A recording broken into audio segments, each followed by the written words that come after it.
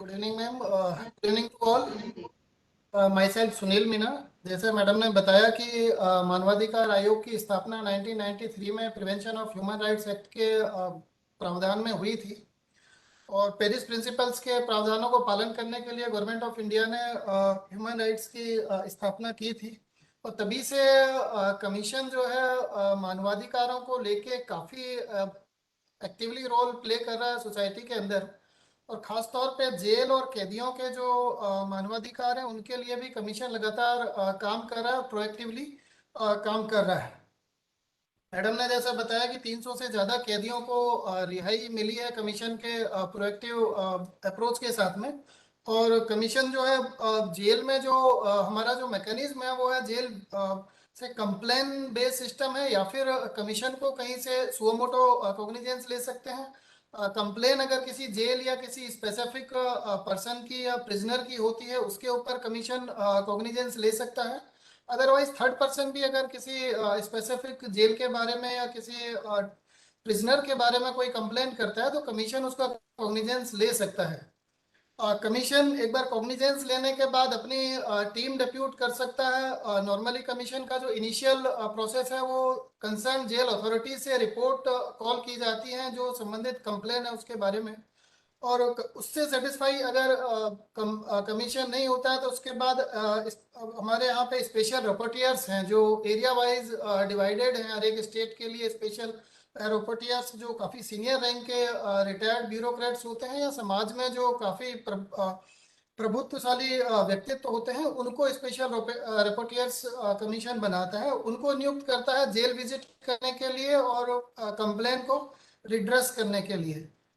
इसके अलावा commission investigation की टीम भी डिप्यूट करता है जो जेल विजिट करती है और जेल में जितनी भी कंप्लेंट्स है या प्रिजनर्स की जो कंप्लेन है उनको टीम जाती है मौके पे, मौका मुआयना करती है और तकरीबन 3 से लेकर 5 दिन तक की विजिट जेल के अंदर होती है। उसके लिए अंडर ट्रायल प्रिजनर्स के लिए हम लोगों ने एक अलग से क्वेश्चनेयर बनाया है, प्लस साथ में एक जेल विजिट करने का एक परफॉर्मा बनाया है जो काफ़ी डिटेल्ड है। ऑलमोस्ट 80-90 पॉइंट्स उसके अंदर हैं जो जेल का हर एक पहलू जो है हर एक बिंदु पर गहनता से उसकी जांच की जाती है।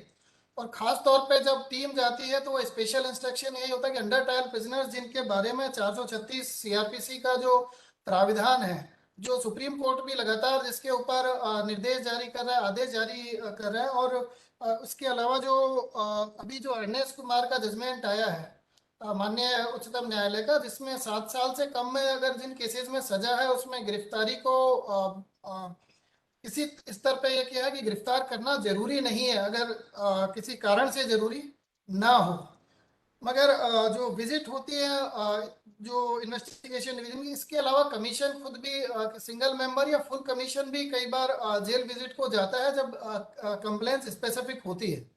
अंडर ट्रायल प्रिजनर्स के बारे में कमीशन ने स्पेसिफिकली एक परफॉर्मा बना रखा है। जब भी जेल विजिट होती है तो अंडर ट्रायल प्रिजनर्स की जो भी डिटेल्स है वो उसके अंदर परफॉर्मा के अंदर फिल करके कमीशन को जब कमीशन के सामने पेश की जाती है तो जो संबंधित निर्णय कमीशन को लेना होता है वो कमीशन लेके और संबंधित जो भी विभाग उसके अंदर इन्वॉल्व हैं, चाहे वो डीएलएसए है या जो लीगल एड सर्विस प्रोवाइडर्स दूसरी एजेंसीज हैं जो गवर्नमेंट की, उनको कमीशन डायरेक्ट करता है उन संदर्भित विषयों के बारे में जो जो जांच के दौरान प्रकाश में आती हैं। इसके अलावा कमीशन ने एक फुल कमीशन की सिटिंग हुई थी पिछले साल 2022 में अक्टूबर के महीने में।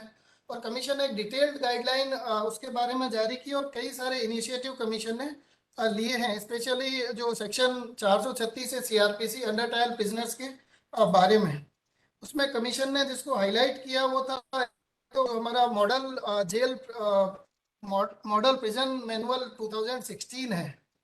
उसमें जो प्रिजनर्स हैं उनको 3 फैसिलिटीज प्रोवाइड की गई हैं: legal defence, interview with lawyers, signing of वकालतनामा, application to court for legal aid at government cost. तो कमीशन का स्पेशल फोकस जो जेल मैनुअल है उसके इन प्रावधानों को लागू करवाने के लिए संदर्भित जो सेक्रेटरीज या गवर्नमेंट एजेंसीज हैं जिनको डायरेक्ट हमेशा कमीशन करता है। दूसरा, अंडर ट्रायल रिव्यू कमेटी के बारे में भी कमीशन ने काफी गहनता से अध्ययन किया, और जो अंडर ट्रायल रिव्यू कमेटी जो माननीय उच्चतम न्यायालय के निर्देश पे गठित की गई थी, और जो उनका जो काम है उसको लेके कमीशन ने ये मीटिंग की थी, और उसके लिए फिर जो भी अपना फाइंडिंग्स थी वो जारी किए थे।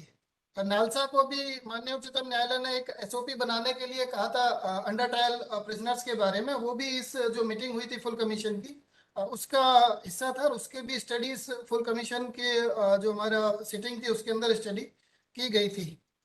इसके लिए फिर एनएचआरसी ने सभी हाई कोर्ट्स को एक रिक्वेस्टिंग लेटर भेजा है कि जितने भी डिस्ट्रिक्ट जज और सेशन जज हैं उनको थोड़ा सा स्पीड अप किया जाए। जो अंडर ट्रायल प्रिजनर्स हैं उसके जो लंबे समय से जेल में बंद हैं और जो अपना टाइम का आधा पूरा कर चुके बारे में जो भी निर्णय लेना है, उसके लिए कमीशन ने सभी हाई कोर्ट्स को स्पेशली रिक्वेस्ट भेजी थी, और उनके जो रजिस्ट्रार जनरल हाई कोर्ट है उनको रिक्वेस्ट किया था कि वो इसका एक सभी डिस्ट्रिक्ट से एक डाटा मंगवा के और फिर कमीशन को भी अवेलेबल उसके लिए करवाएंगे।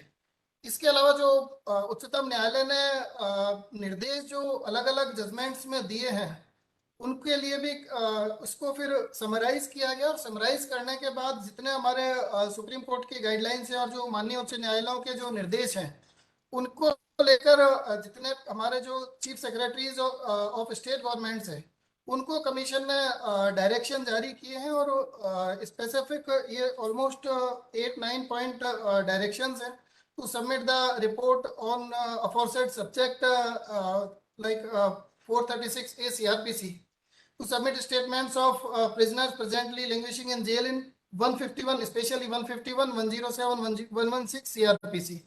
तो कमीशन कंटिन्यूअसली इसके अंदर अपना योगदान दे रहा है। अंडर ट्रायल प्रिजनर्स के ऊपर स्पेशली कमीशन ने फोकस कर रखा है। उसके लिए अलग अलग गवर्नमेंट एजेंसीज को लगातार हमारी तरफ से निर्देश भी जारी किए गए हैं।